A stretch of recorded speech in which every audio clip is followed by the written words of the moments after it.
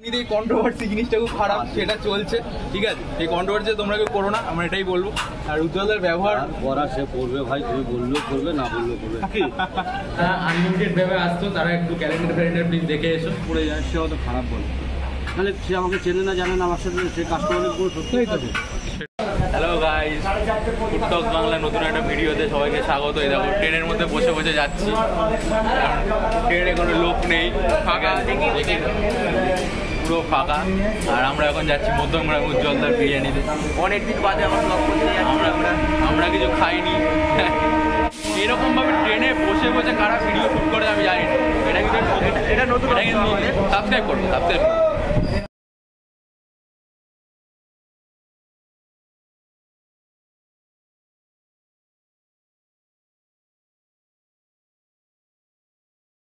আমাদের সামনে দাঁড়িয়ে আছে। দাদা বলবো যে তোমাদের এখানে প্রথমে জিজ্ঞাসা করবো কি বার বন্ধ থাকে, মানে অনেকের কাছে ইনফরমেশন থাকে না, কোনোবার বন্ধ নেই। আচ্ছা তোমরা জেনে নিলে রোজই খোলা থাকে। আর তোমরা চিকেন আর মাটন প্রাইসটা একটু বলে দাও। চিকেন বিরিয়ানি 140 টাকা, মটন বিরিয়ানি 220 টাকা, আর বসে গেলে চিকেন বিরিয়ানি 150 টাকা, যেহেতু আনলিমিটেড রাইস জল থাকে। আচ্ছা, মটন বিরিয়ানি তো 10 টাকা বাড়ে। আচ্ছা মানে বসে গেলে কি রাইস আলু আলু যতক্ষণ থাকে দেওয়া হয়, হ্যাঁ আলু রাইস যতক্ষণ থাকে, না থাকে হ্যাঁ সেটা তো স্বাভাবিক। মানে কেউ আবার দেখছো হয়তো লাস্ট ছাড়ি দুবার বলে বসে এরকম হয়, গন্ডগোল হয়। কারণ এমনিতেই কন্ট্রোভার্সি জিনিসটা খুব খারাপ, সেটা চলছে, ঠিক আছে। এই কন্ট্রোভার্সি তোমরা কেউ করো না, আমরা এটাই বলবো। আর উজ্জ্বলের ব্যবহার করা সে করবে ভাই, তুমি বললেও করবে না বললেও করবে। না দেখো এটা ওনার প্রফেশন, আর ব্লগিংটাও আমাদের প্রফেশন। তো কাউকে ছোট করে বা কারোর সাথে কম্পেয়ার করে আমার মনে হয় না যে এটা তোমরা ঠিক কাজ করছো। কারণ যে যার ফিল্ডে ভালো আছে, চেষ্টা করছে যতটা ভালো কোয়ালিটি দেওয়া যায়। আর দাদার কোয়ালিটি সত্যি খুব ভালো, ঠিক আছে। তাহলে এত লোক আসছে, কোয়ালিটি খুবই ভালো, ঠিক আছে। উজ্জ্বলদা ধন্যবাদ, ভিডিওটা শেষ করছি। আর চিকেনের হাড়ি শেষ হয়ে গেছে, লাইনে দাঁড়িয়ে আছি, কোনো চাপ নেই।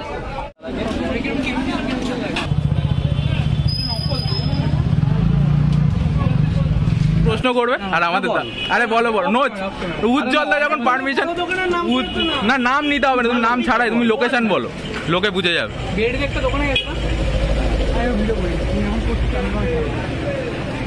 দোকানে গেছিলাম, দোকানে প্রায় আমিও দেখিনি, তুই দেখিস, আমি দেখি।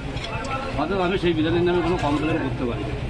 আমি একটা বিরিয়ানি করবো ভালো, তুই কেমন খেলি কেমন কিনবি সেটা তোর এটা তো আমি কিছু বলবো না। এবার বললো যে বিরিয়ানি খেয়ে পয়সা দেয় না, আমার কাছে ভালো লাগে আমি খাওয়াই, যেটা ভালো লাগে না খাওয়াই। তোর কথা শুনে কাকা কিন্তু কাকা এবার ব্লগিং চালু করবে আমার ভাই এখানে, সম্পর্ক হতেই পারে। সেটাই আমি তোর পয়সা নাই নিতে পারি, তোর যেটা রিভিউ দেওয়ার তুই সেটা দেখি।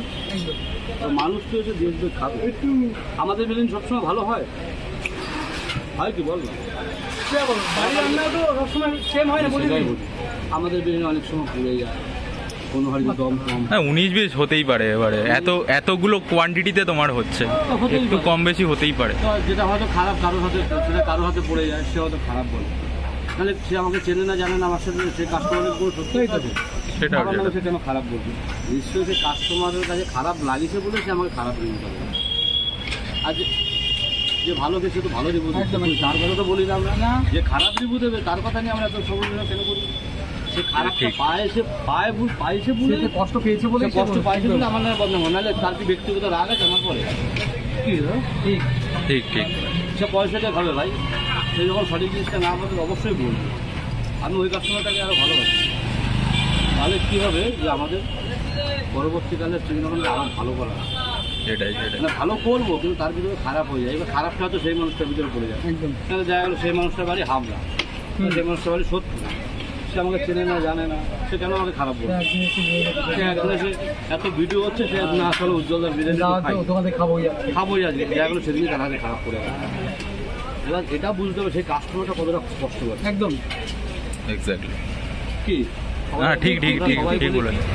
ও কেন আমাকে খারাপ বললো, খারাপ কেন বললো? খারাপ সে খারাপ পাইছে বলেই তো বললো খারাপ, সে কি ভালো পেয়ে খারাপ বলবে?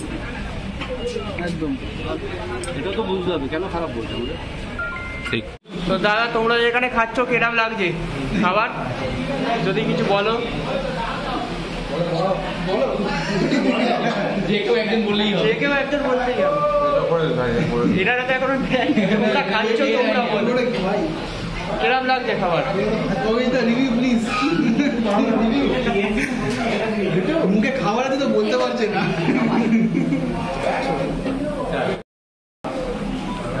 দেখো উজ্জ্বলদার বিরিয়ানিতে আজকে আমরা চলে এসেছি। আর একটা জিনিস দেখাবো যে শেয়ারে আনলিমিটেড পাওয়া যাবে না, আর একটু উপরে লেখা অকেশন পারপাসে আনলিমিটেড পাওয়া যাবে না। তো যারা আনলিমিটেড ভেবে আসতো তারা একটু ক্যালেন্ডার ফ্যালেন্ডার প্লিজ দেখে এসো। আর সামনে কিন্তু আমাদের দুজনেরই বিরিয়ানির প্লেট চলে এসছে। আমাদের কাছে স্যালাড রয়েছে, এই যে একটা আলু রয়েছে, গোটা আলু দিয়েছে এরা, কি গরম, বিশাল গরম।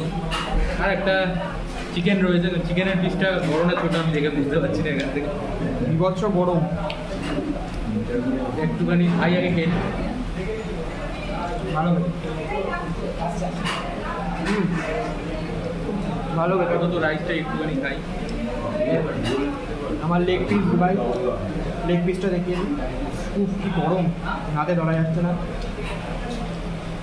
এটা খাস না, সামনে এলো, সামনে এটা তুলে নেবে। রাইস উজ্জ্বলদার বিরিয়ানি আমি টেস্ট করা যাক।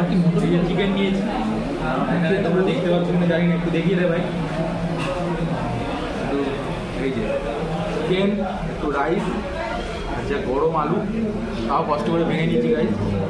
নিয়ে এবারে মুখটা দেখা, এবার হচ্ছে সেই স্বর্গীয় বাইক, যেটা হচ্ছে সব ফুড ব্লগারদের পছন্দের।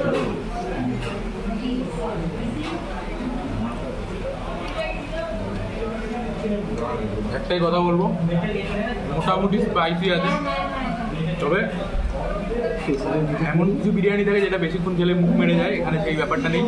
তোমরা অনেকটাই খেতে পারো, মানে রাইস আলু যেহেতু আনলিমিটেড আছে খেতেই পারো। চিকেনটা একটু রেখেছি। আমার আলুর সাইজটা দেখিয়ে দেয় একবার। ভাইয়ের আলু দেখাবে, ভাই মানে বিরিয়ানির আলু এরম সাইজের একটা গাবদা আলু দিয়েছে, গাবদা। বিভৎস গরম, হাতে ধরা যাচ্ছে না ঠিক করে। ও তো খেতে ব্যস্ত, কত করে কিনছে খালি। বিয়ে বাড়ি ফিরে আসছে, জানি না কেন। আমাদের যেটা প্রবলেমটা হয়েছিল, মানে চিকেন বিরিয়ানি এখানে শেষ হয়ে গেছে, বিরিয়ানি নতুন হাঁড়িয়ে এসছে প্রায় ওই আধ ঘন্টা 40 মিনিট পরে। তো সেই কারণে একটুখানি প্রবলেম হয়ে গেছে। ভাই এখানে যেভাবে খাচ্ছে আমি একটুখানি দেখিয়ে দেবো। চলো ওইখানে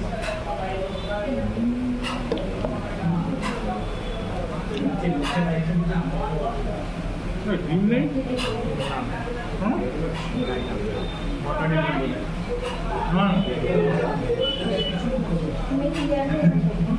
দিকে যাওয়ার বন্ধ করে, ক্যামেরা বন্ধ। গাইস দেখো, এই যে আমাকে তো এত বড় একটা চিকেনের পিস দিয়েছিল, দেখি চিকেনের পিস। আর এরপরে আমরা রাইসও নিয়ে নিয়েছি একটুখানি। ব্যাপারটা যেটা হচ্ছে, যখন এক্সট্রা আলু দিলাম, দেখো প্রথমবার পুরো আলু, তারপর হাফ আলু। বুঝলাম কি ব্যাপারটা, আমি বুঝলাম না। তোমরা যদি জেনে দাও তাহলে কমেন্ট করো। মুখ দেখা দিয়েছে ওটা, আমার মুখ থেকে আলু মতো ছেড়ে দেবো ভাই ব্লগে। তো গাইস, আজকের মতো ভিডিওটা আমাদের শেষ হয়ে গেছে। তোমরা দেখতে হয় ভিডিওতে আমরা ট্রেনে উঠে পড়েছি এখন বাড়ি যাওয়ার জন্য।